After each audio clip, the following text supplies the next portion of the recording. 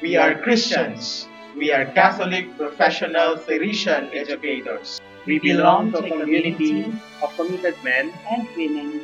who nurture life and God's creation.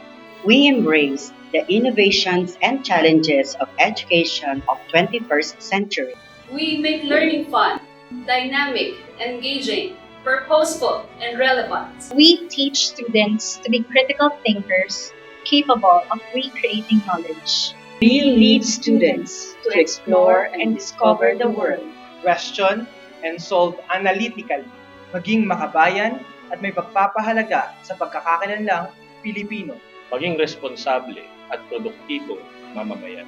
Weave their personal narratives with the stories of the rest of humankind.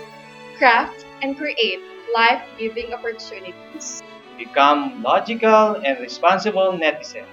Make their voices in harmony with others. Move and synergize for functional and healthy life. Discern and act on God's greater purpose for humanity.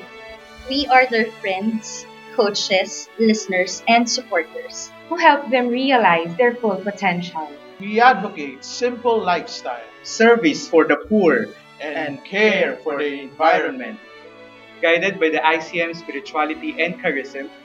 We collaborate with the parents, personnel, alumni, And the community at large. Together, we guide and inspire The students to become women of character. Substance And significance who can transform the world.